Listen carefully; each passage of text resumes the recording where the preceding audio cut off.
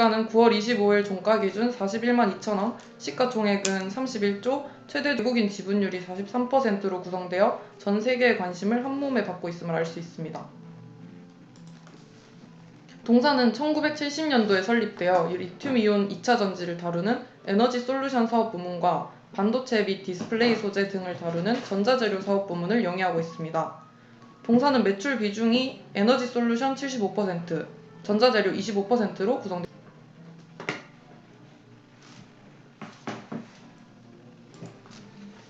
먼저 2차 전지를 다루는 에너지 솔루션 사업에 대한 소개를 드리도록 하겠습니다. 우선 2차 전지란 충전을 통해 반영구적인 사용이 가능한 배터리를 의미합니다. 배터리는 수명이 길고 보통 전지보다 적은 무게로 더 높은 전압의 전기를 만들어낼 수 있다는 장점이 있습니다. 2차 전지는 보통 소형, 중형, 대형으로 분류됩니다. 소형은 휴대용 제품에, 중형은 자동차용으로, 그리고 대형은 신재생 에너지 저장 시스템에 사용됩니다. 이런 리튬이온 배터리는 어떻게 구성이 되어 있을까요? 크게는 양극, 음극, 전해질, 분리막으로 용량과 평균 전압을 결정하는 역할을 합니다. 양극활 물질을 구성하는 성분으로 니켈, 코발트, 망간, 알루미늄 등이 있으며 각 조성에 따라 이니셜을 따서 NCM, NCA 등으로 사용되고 있습니다. 니켈 성분이 높을수록 고성능을 띠게 되어 많은 업체들이 하이니켈 양극재 개발에 뛰어들고 있습니다. 음극은 양극에서 나온 리튬이온을 저장하고 방출하는 역할을 합니다. 기존의 음극할 물질로는 흑연이 많이 사용되었으며 여기에 실리콘을 첨가하면 더 많은 리튬이온을 받아들일 수 있게 됩니다. 분리막은 양극과 음극의 직접적인 접촉은 차단하면서 리튬이온만 통과시켜 전류를 발생시키는 역할을 하고, 전해액은 리튬이온이 양극과 음극을 오가게 하는 매개체 역할을 합니다.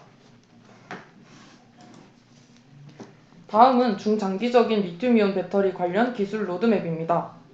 복잡한 기술들이 많지만 형광색으로 표시한 것들 위주로 보시면 동사의 배터리 기술이 어느 방향으로 가고 있는지 알 수 있습니다.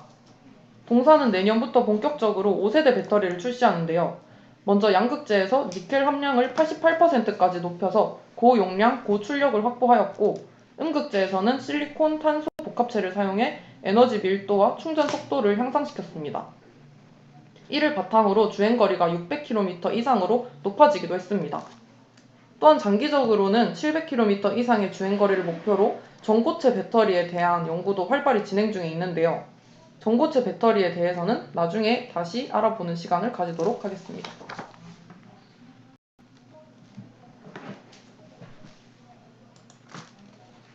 전자재료 부문 사업입니다. 전자재료 부문은 반도체, 디스플레이, 차세대 에너지 등 첨단 IT 분야에서 활용되는 소재를 제조 및 판매하고 있습니다. 기존의 LCD 소재 시장뿐만 아니라 이제는 반도체, OLED 등 첨단 소재 시장까지 확장하는 모습을 보여주고 있습니다. 다음으로 비즈니스 모델입니다. 동사의 사업 부문별 서플라이 체인을 표로 나타내어 보았습니다. 표시된 브랜드 로고는 대표적인 업체들로 나타냈으며 이 밖에도 많은 업체들과 거래를 하고 있습니다. 먼저 에너지 솔루션 부문을 보시면 양극재, 음극재 등의 핵심 소재들을 다양한 협력사부터 공급받고, IT 업체에는 소형, 자동차 업체는 중형, 그리고 ESS 업체에는 대형 2차 전지를 공급하고 있습니다. 전자재료 부문에서는 삼성 협력사들로부터 원료를 공급받고 반도체, 디스플레이 소재들을 전방업체에 납품하고 있습니다. 동사는 원래 소형 전지 매출 비중이 높고 스마트폰 부품과 배터리를 주로 납품하여 삼성전자에 대한 의존도가 굉장히 높은 회사였습니다. 하지만 전기차와 ESS 시장이 커짐에 따라 올 상반기부터는 본격적으로 중대형 전지 부문의 매출이 소형 전지 매출을 앞지르기 시작했고, 앞으로도 중대형 전지를 위주로 거래선 다변화를 통해 높은 성장성을 보일 것으로 기대되고 있습니다.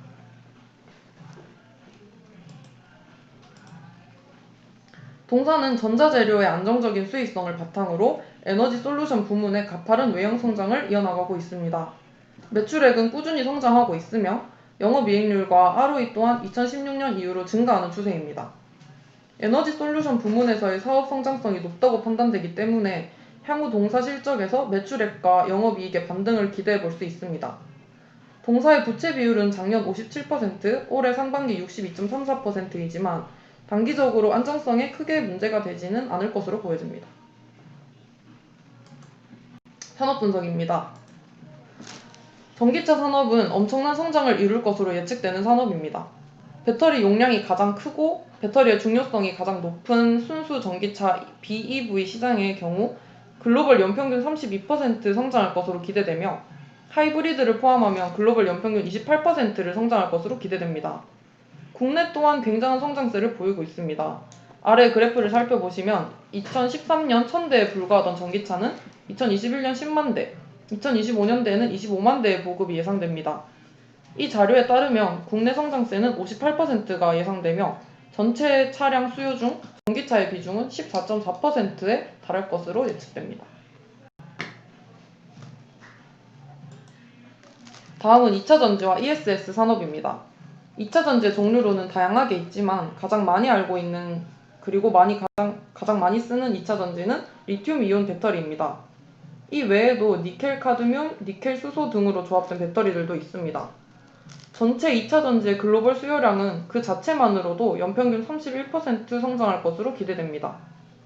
ESS는 보다 큰 규모의 배터리를 이용해 발전된 에너지를 저장시켰다가 필요할 때 꺼내 쓸 수 있게 만든 장치를 뜻합니다.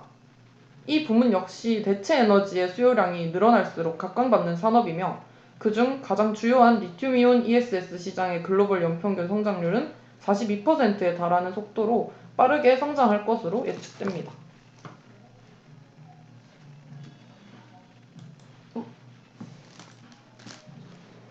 다음은 전자소재 산업입니다. 그중 동사가 영위하는 전방 시장은 두 가지입니다. 먼저 OLED 시장은 현재 규모가 매우 큰 상태입니다. 게다가 여기서 성숙기에 들어가지 않고 글로벌 연평균 36%에 달하는 속도로 빠르게 또 성장세를 이어나가고 있습니다. 웨어러블 기기 시장 역시 빠르게 성장 중입니다. 최근 각광받는 웨어러블 기기는 점차 수요가 급등하여 글로벌 연평균 42%에 달할 것으로 추정됩니다.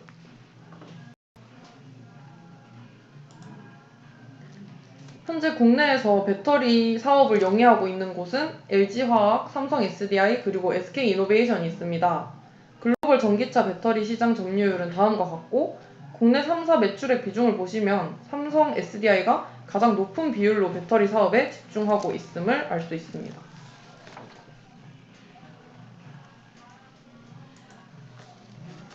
코로나19 사태 이후 경기 회복을 위해 마련한 국가 프로젝트인 한국판 뉴딜에서 삼성 SDI가 영위하는 산업은 이와 밀접한 관계가 있기 때문에 저희는 그린 뉴딜 사업을 체크해 볼 필요가 있다고 생각했습니다. 그린 뉴딜에 들어가는 사업비 73조 원 중 2차 전지 관련 부문인 저탄소 에너지 분야에 사업비 36조 원이 투입될 예정입니다. 이 예산은 전체의 50%에 달하는 규모이며 이 분야가 그린 뉴딜의 핵심임을 알 수 있습니다. 정부의 전기차 보급 목표를 보면 더욱 크게 와닿을 수 있는데요. 전기차 누적 보급 대수가 2019년 기준으로 9만 대였고 이후 빠르게 성장하여 2025년에는 113만 대의 전기차가 국내에 보급될 것으로 예측하였습니다. 이 그린 뉴딜 목표치에 따르면 연평균 성장률 52%에 달하는 엄청난 수치입니다. ESS 산업은 최근 화재 사고 등으로 인해서 저조한 성장을 이어나가고 있습니다. 하지만 가정, 산업체 등의 저탄소 에너지의 수요는 늘어갈 수밖에 없으며 향후 안정성이 좀 더 보완된다면 굉장한 성장성을 가질 것으로 보입니다. 테슬라의 배터리 데이도 한번 짚고 넘어가도록 하겠습니다. 2025년까지 기존 배터리 가격 추이를 전망하는 전문가들의 가격 하락 예상치를 조금 앞당긴 수준의 발표였으며 시장의 기대와는 다르게 전고체 배터리와 같은 혁신적인 기술은 없었습니다. 또한 머스크는 신기술을 양산화하는 것은 신기술을 개발하는 것보다 10배, 100배 어렵다고 트위터에서 밝히기도 했는데 테슬라는 양산 가능성에 대한 증거나 시제품 또한 내놓지 못했기 때문에 많은 전문가들은 테슬라의 배터리 자체 생산에 대해 의문을 가지고 있습니다. 하지만 오히려 배터리 데이를 통해서 그동안의 불확실성이 해소되고 향후 배터리 공급 부족 사태를 인정해주게 되면서 국내 배터리 기업의 경쟁력이 더 높게 평가받는 계기가 되었다고 해석합니다. 실제 파나소닉의 경우 생산 난이도가 낮은 편에 속하는 원통형 배터리의 수율을 90%까지 뽑아내는데 약 3년이라는 기간이 소요되었습니다. 이를 통해 배터리를 양산하는 것은 결코 하루아침에 가능한 일이 아님을 알 수 있습니다. 투자 포인트입니다. 먼저 첫 번째로 글로벌 그린 뉴딜 정책으로 인한 수혜입니다. 먼저 유럽에서는 아래 왼쪽 그래프와 같이 중장기적으로 내연 기관차 판매 금지 정책을 펼치고 있고 전기차 보조금을 확대하는 등 적극적으로 전기차를 장려하고 있습니다. 동사에서는 BMW, 폭스바겐, 아우디, 피아트 등 많은 유럽 메이저 자동차 업체와 거래하고 있어서 유럽 시장을 중심으로 전기차용 2차 전지 매출 증가가 예상됩니다. 그리고 다음으로 북미에서는 친환경 정책으로 ESS 보급 확대를 추진하고 있는데요.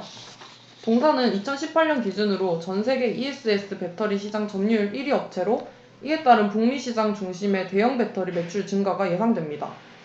또한 한국에서도 그린 뉴딜 정책을 발표하고 그 절반을 저탄소 에너지 분야에 할당함에 따라 중대형 전지 부분의 매출 증가 역시 기대됩니다. 아래 오른쪽 그래프를 보시면 동사의 전체 매출 비중에서 유럽과 북미에서의 매출 비중이 계속 늘어나는 것을 볼 수 있습니다.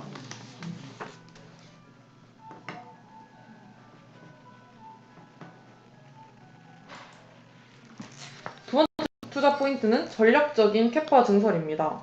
동사에서는 BMW사와 2031년까지 배터리 3조 8천억 원치를 공급하는 계약을 체결하였습니다. 이러한 수주를 바탕으로 유럽 시장을 타겟으로 하는 헝가리 생산 법인에 2030년까지 1조 2천억 원 규모의 증설 투자를 진행할 계획입니다.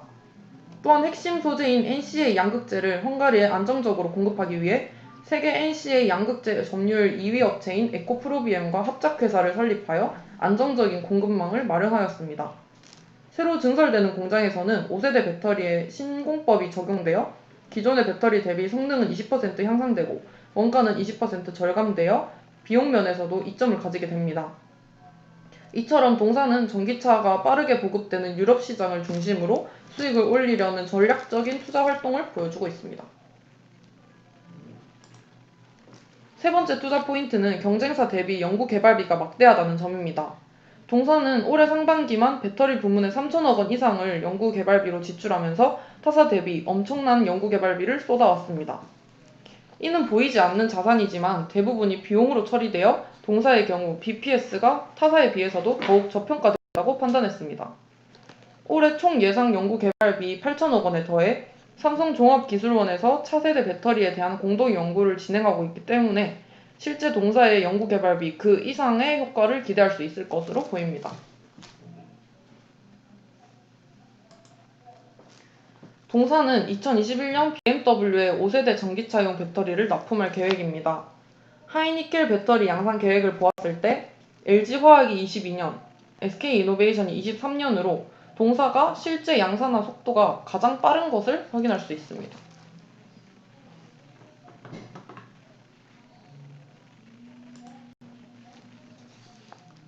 전고체 배터리는 배터리의 혁신을 이루기 위해서 반드시 개발해야 할 기술로 여겨지고 있습니다. 올해 초 네이처 에너지 학술지에서는 삼성 SDI가 삼성전자와 공동 개발한 전고체 배터리를 가장 기술력이 앞선다고 평가하였는데요. 이는 전고체 배터리의 기술의 난제 중 하나를 해결하면서 주행거리를 800km로 크게 늘리고 1000회 이상 재충전이 가능한 전고체 배터리 기술로서 기술력을 제대로 입증받은 사례입니다. 이와 같은 전고체 배터리는 못으로 찌르고 가위로 잘라도 터지지 않고 정상 작동이 되는 높은 안정성을 보여주고 또한 형태의 제한이 덜해서 효율적으로 배터리를 탑재할 수 있다는 장점도 있습니다.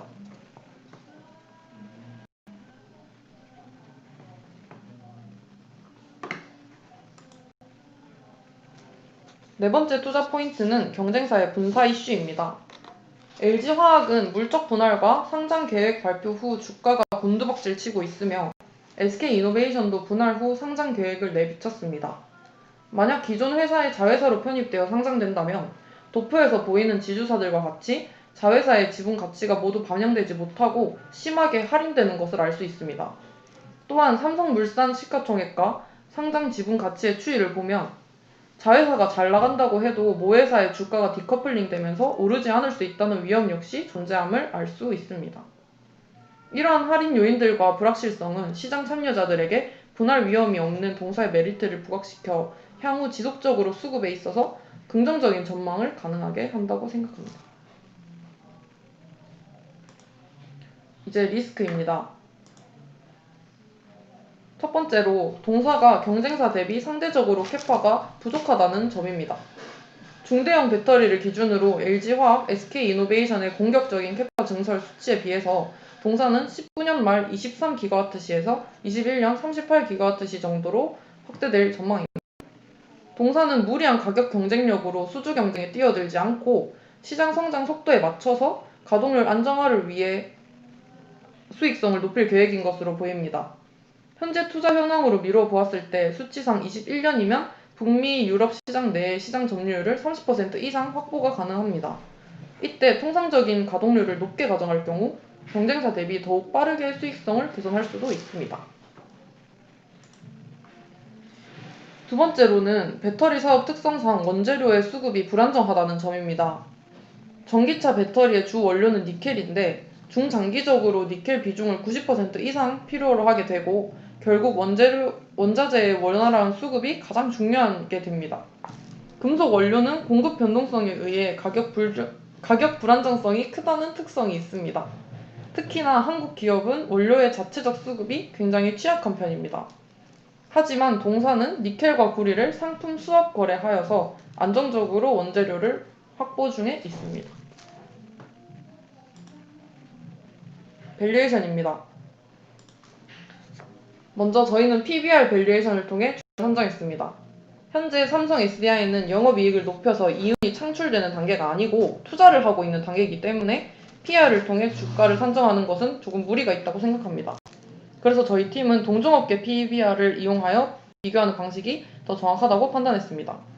타겟 PBR을 추정하여 현재 동사의 BPS를 이용하여 밸류에이션을 진행하였고 현재 동사가 상대적으로 어떻게 평가가 되어 있는지 알아보기 위함으로 진행하였습니다. 먼저 화학 비중이 큰 LG화학의 배터리 사업 부문을 따로 떼어 놓았을 때 그 사업 부문이 BPR이 어떻게 평가받고 있는지를 구해서 비교했고 또 동사와 가장 매출 구성이 비슷한 중국의 CATL과 비교함으로써 거의 순수한 배터리 기업의 PBR은 어떻게 평가받고 있는지를 알아보았습니다. LG화학의 배터리 부문만의 PBR을 추정하기 위해서 화학 부문의 자본을 동종업계 PBR인 1.1을 적용하여 시가총액에서 제하는 방식으로 에너지솔루션의 시장 가치를 추정해 보았습니다.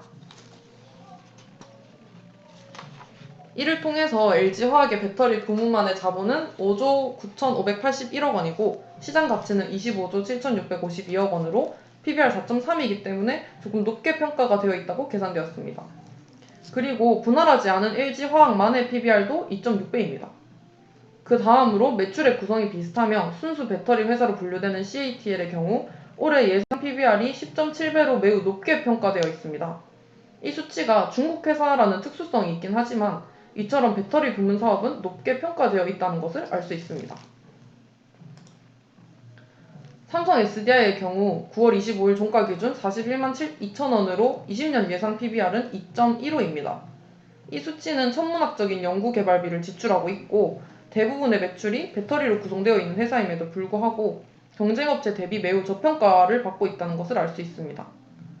LG화학의 배터리 부문만의 PBR에서는 20% 할인, CATL의 PBR에서 67%를 할인한 PBR 3.5를 타겟 PBR로 설정해서 목표가 66만 8,500원으로 업사이드 포텐셜 61.63%로 바이를 추천드리겠습니다.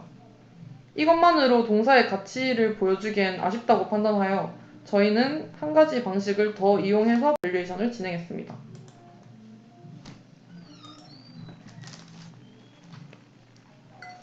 다음은 림 밸류에이션입니다. 저희 팀이 추정하는 가장 명확한 방식은 림입니다. 동사는 에너지 솔루션 부문, 즉 2차 전지 부문에서 미래의 성장성이 예측되는 기업입니다. 즉 단기간의 성장성보다는 장기간의 성장성이 예측되기 때문에 상대평가 방식보다 절대평가 방식이 더 옳다고 판단했습니다. 그래서 자녀이익 평가 모델인 림을 사용하여 미래 가치를 모두 산정하는 것을 목표로 밸류에이션을 진행하였습니다. 그에 따른 가정은 다음과 같습니다. 먼저 요구 수익률입니다. 요구 수익률은 주식시장의 수익률을 벤치마크하여 7.7%를 산정하였습니다. 판매 품목의 매출액을 산정할 때 산업 분석에서 다뤘던 내용을 토대로 시장 성장률을 이용하여 추정하였으며 중요하지 않은 품목은 우리나라의 미래 명목 GDP 성장률을 평균을 기준으로 산정하였습니다. 시장의 연구 성장률은 미래 명목 GDP 성장률의 평균을 이용하여 3%를 상정하였습니다. 마지막으로 2차 전지 시장은 본팀이 추정한 추정치만큼 성장할 것이라고 가정하였습니다. 먼저 매출액입니다. 매출액은 크게 4가지로 IT 제품에 사용되는 소형, 전기차에 사용되는 중형, ESS에 사용되는 대형, 그리고 전자소재로 나눴습니다. 소형과 전자소재는 본팀이 판단하기에 동사의 주요한 성장 여력이 아니라고 판단해서 보수적으로 산정하기 위해 전체 시장 성장률을 통해 추정했습니다. 중형은 전방 시장인 전기차 시장의 연평균 성장률인 28%를 통해 추정하였고, 대형은 ESS 시장의 연평균 성장률인 42%를 통해 추정하였습니다. 자세한 추정치는 아래 표와 같습니다.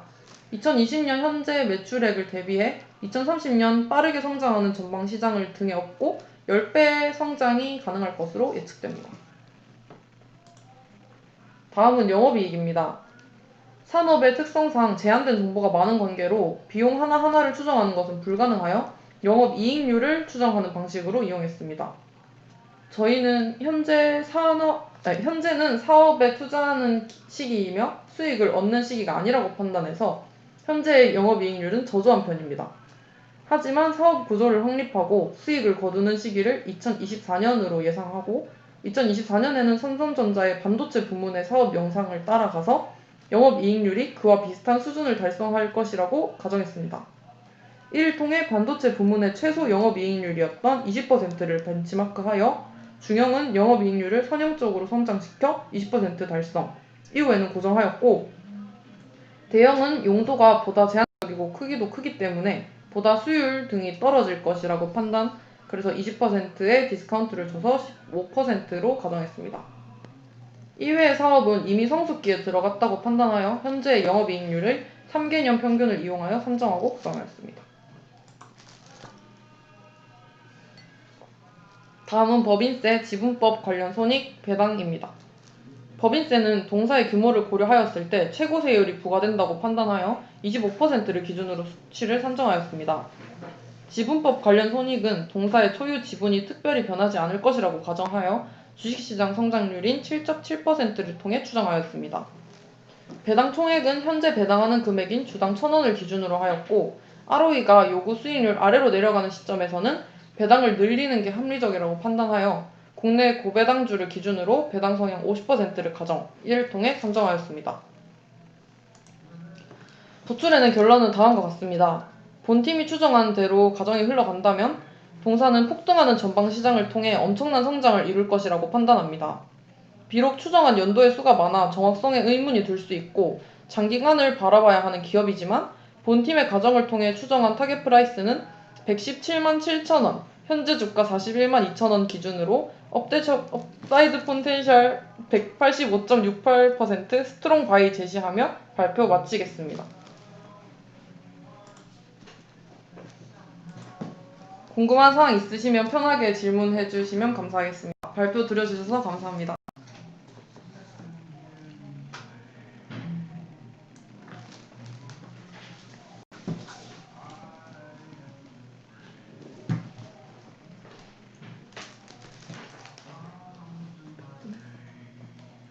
몇 분 걸렸어?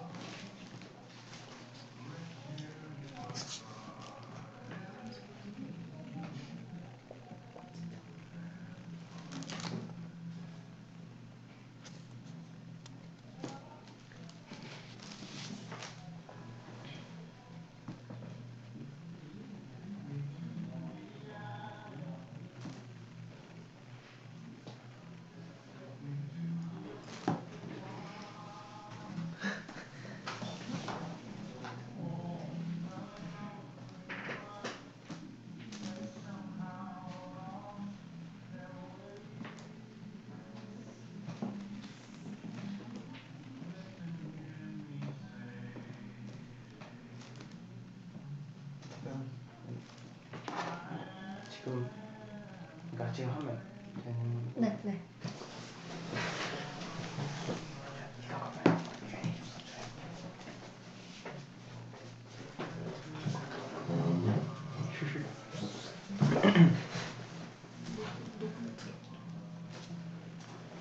잠시만 기다려주세요. 답변해드리도록 하겠습니다.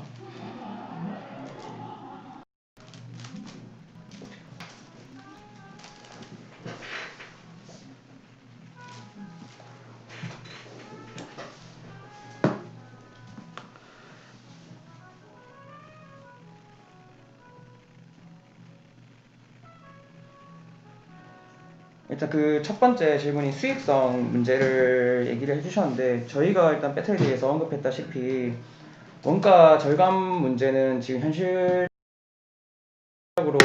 달성하기 좀 힘든 걸로 알고 있습니다. 현실적으로 이게 실제로 원가 절감이 가능하지 않다라고 전문가들이 많이 판단을 하고 있고, 테슬라도 뭐 원가 절감을 위해서 뭐 자기들이 자체화하겠다라고 하는데, 그게 힘들어서 지금 일론 머스크도 자기의 트위터에 배터리 셀에 그거를 하지 않을 것이다, 이렇게 판단을 했기 때문에 수익성이 떨어지진 않다고 판단을 했고요. 저희는 일단 그 원가 그러니까 원가 자체를 줄이는 그 기술 자체가 아직 현실적이지 않고, 향후에 너무 수요가 많이 늘어나기 때문에 여기서 반도체처럼 뭔가 저희가 그 수익성을 확보할 수 있는 확률이 더 높다고 판단을 했습니다. 그럼 두 번째 질문인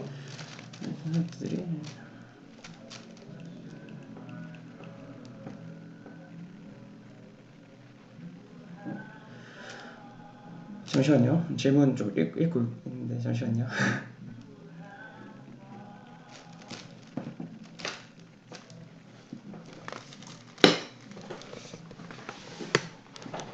저희는 일단 그 배터리 쇼티지가 22년이라는 단기간에 올 거라고 판단하지 않았고요.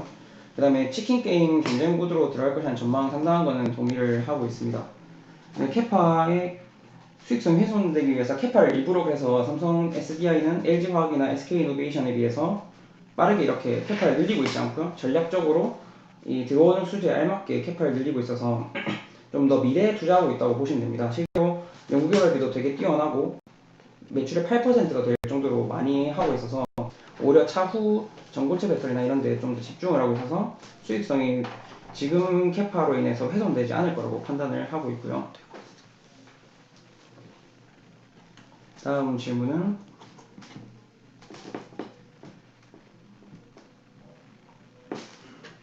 ESS가 화재 때문에 사장된 게 아니라 화재 때문에 현재는 조금 소외받는 산업이라고 생각합니다. 아무래도 향후에 공장이라든지 산업이라든지 이런 산업체라든지 이런 데에서 2차전지 배터리를 사용하지 않을 수 없다고 판단합니다. 실제로 앞으로 전혀 그 에너지 발전 추세가 뭐 재사용 가능한 그다음 친환경적인 에너지로 굴러가고 있기 때문에 이거를 보관하는 것인 ESS가 사장될 거라고 판단하지 않고요.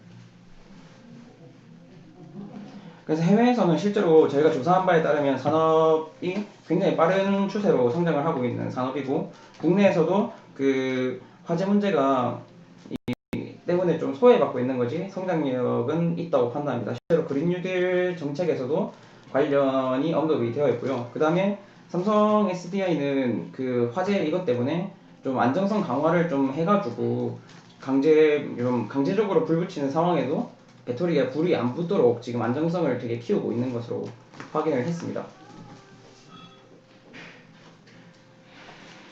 ESS 예상 매출 규모까지는 저희가 정확히 산정하지 않아서 지금 바로 답변 드리기는 어려울 것 같고, 일단 저희는 빠르게 성장한다는 것만 일단 이야기를 해서 나중에 이 부분은 카페에 답변을 드린다거나 하는 방향으로 하겠습니다.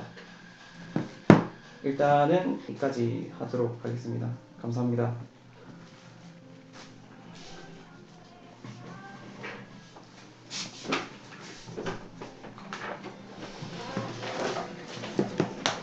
네, 저희 10분만 쉬고 할게요. 10분 뒤에 다시 들어와 주세요.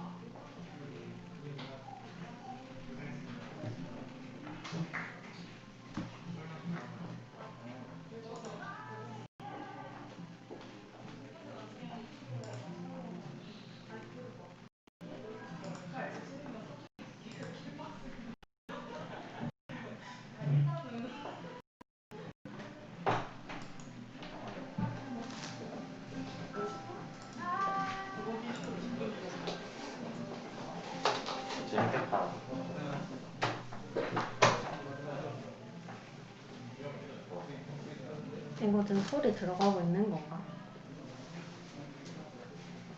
그런 거. 이거 껐는데 계속 들어가나? 아.